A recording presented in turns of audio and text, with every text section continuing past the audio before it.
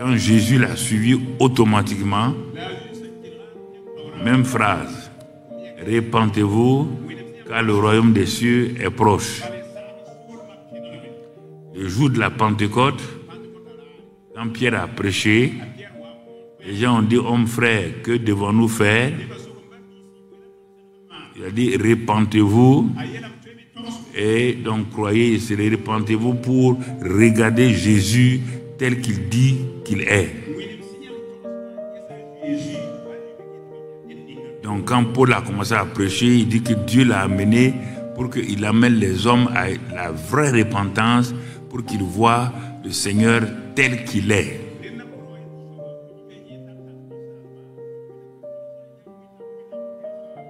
Bon, ceux qui n'étaient pas à l'école du ministère, c'est pourquoi nous avons dit la repentance, c'est de détourner ses yeux de la fausse image que nous avons donc du christianisme. Que bon, c'est pour être sauvé, c'est pour aller au paradis, patati, patata. C'est de voir Jésus tel que Dieu dit et sa parole.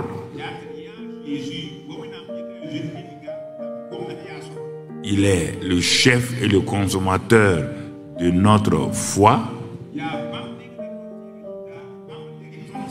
La foi commence par lui et se termine par lui, l'alpha et l'oméga de ma foi.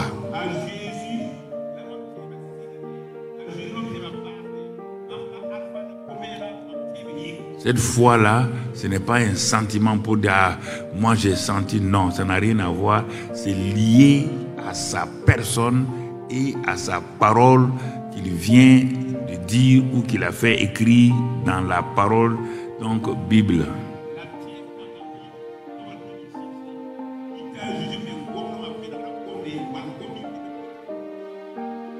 Alors quand j'accepte ça et je commence à marcher selon cette parole sans sentir rien, alors je vais aboutir donc à une assurance et je vais faire une démonstration.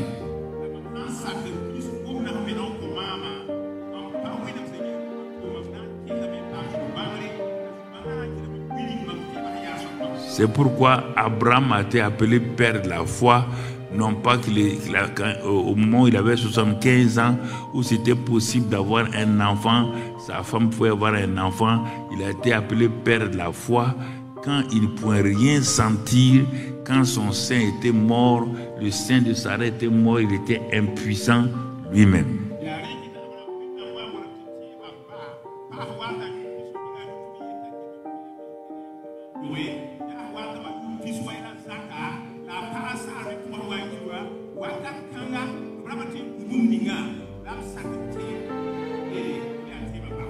Il espéra quand il n'y avait aucune espérance.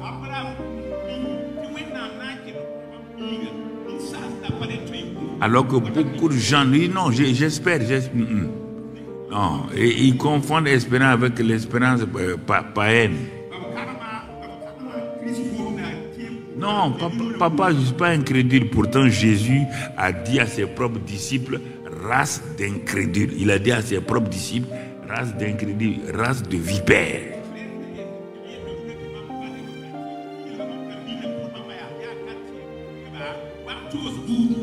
Et ça existe encore dans l'église, race de vipères, d'incrédules, par rapport à la foi. Ne te fâche pas, il y a des moments où tu n'as même pas un grain de foi. Tu le sais bien. Il y a des situations, tu es en face là, tu sais bien que tu n'as même pas un grain de foi. Ne fais pas semblant comme d'autres. Non, tu n'as pas de foi. Tu n'as pas de foi. Parce que la foi vient toujours quand Dieu apparaît dans ta situation.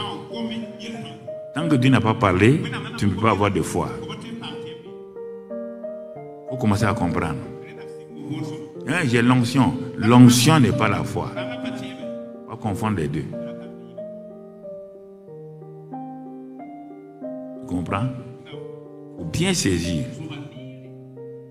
C'est pourquoi Dieu a fait mettre un chapitre spécial dans la Bible sur la foi, Hébreux 11.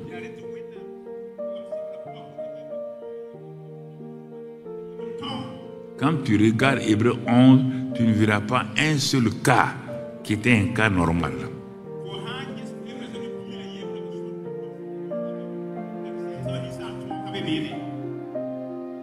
La mort d'Abel n'était pas normal.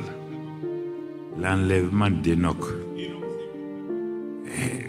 il ne comprend pas, il n'a jamais vu l'enlèvement. Il ne connaît pas ce qu'est l'enlèvement. Mais Dieu lui a dit qu'il va l'enlever. Il ne sait pas de quoi il s'agit. Il a été enlevé. On dit à quelqu'un de construire un bateau, il ne sait même pas de quoi il s'agit. Et c'est pour sauver les hommes. Les sauver de quoi? On ne connaît pas. Il a construit et il a sauvé 8 personnes qui sont répandues sur la terre. On dit à un homme qui est paysan éleveur, il dit, tu vois, il y a la famine partout, il y a la sécheresse. Normalement, dans sa condition naturelle, on ne sème pas. Et Dieu lui dit, sème ici, là, sème maintenant. Il n'a pas dit, non Seigneur, tu comprends, je vais garder ça pour ma famille, parce que les temps difficiles vont venir, je vais épargner. Les temps difficiles, toi, tu as proclamé que les temps difficiles vont venir. Quand ils vont venir, ils vont détruire tout ce que tu as. Les gens parlent et puis ils détruisent leur vie.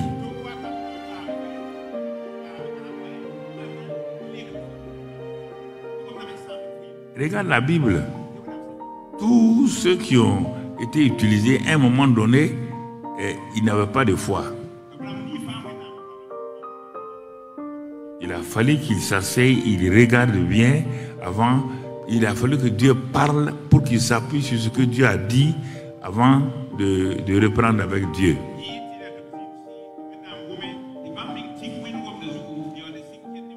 Mais quand ils ont eu l'assurance, voici un homme qui a attendu un enfant.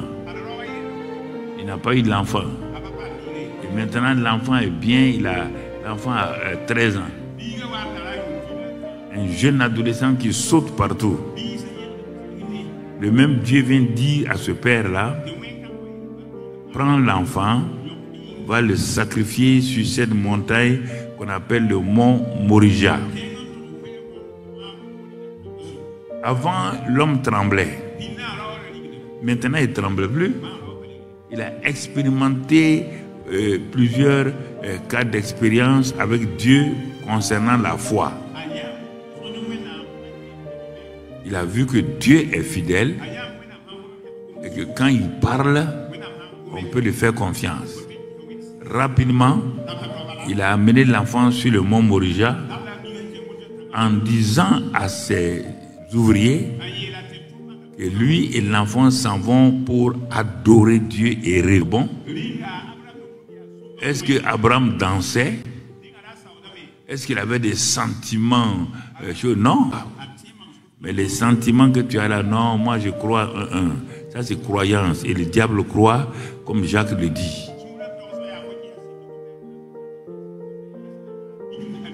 On ne peut pas vivre certains problèmes 10 ans, 15 ans, et c'est des problèmes urgents et tu dis que tu as la foi.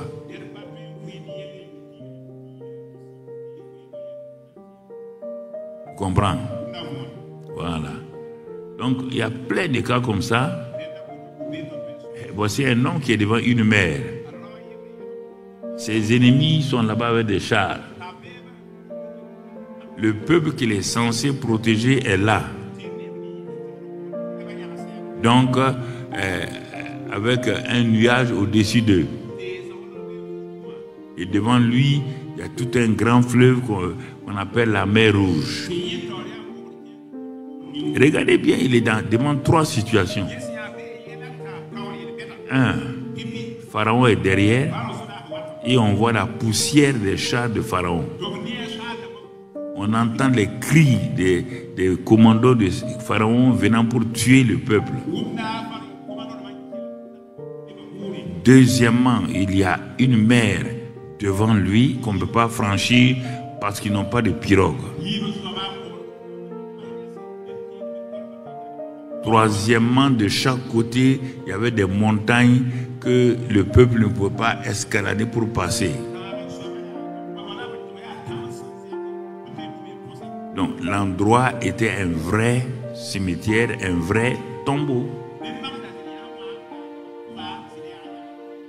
C'est pourquoi ils ont dit, le peuple a dit, bon, mais il y avait des meilleurs tombeaux en Égypte. Pourquoi tu as laissé ces tombeaux-là pour venir faire un tombeau commun ici, dans cette vallée, face à la mer Rouge?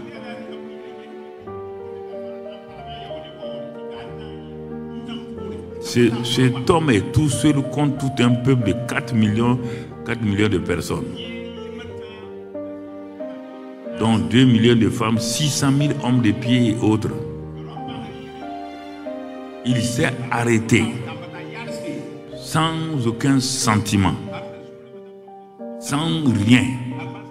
Il a dit au peuple là, regardez ces Égyptiens là, c'est la dernière fois que vous les voyez. Mais vous croyez que le peuple a compris dans le bon sens? Le peuple a compris dans le mauvais sens. Si c'est la dernière fois qu'on doit les voir, ça veut dire ma femme au revoir. Ça veut dire mes enfants au revoir. Puisque si on ne voit pas Pharaon, qui on peut voir? C'est lui qu'on va mourir. Il dit non, vous n'allez pas mourir. C'est Pharaon qui va mourir. Vous voyez, pasteur, il ne faut pas nous flatter. Pharaon va mourir. Tu vas le tuer avec quoi? Il dit, regardez seulement. Bon, j'ai transporté ça dans la Bible. Mais quotidiennement, que faites-vous? Ces gens-là, qu'est-ce que tu peux dire qu'ils sont exceptionnels par rapport à toi et à moi? Où est leur différence?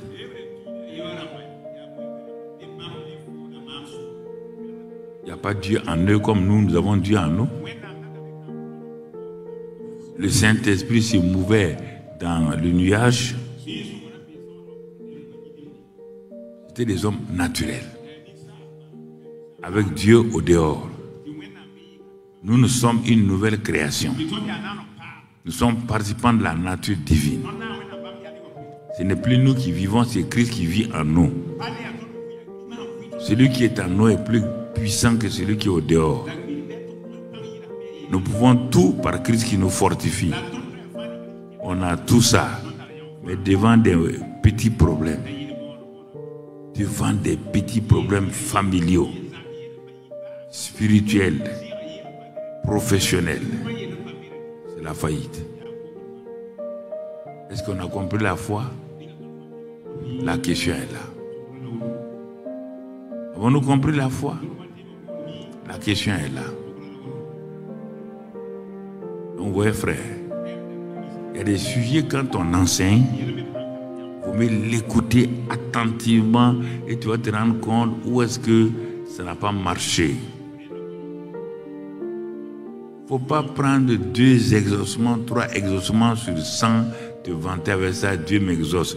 Mais 3 sur 100, ça fait combien? 0,003.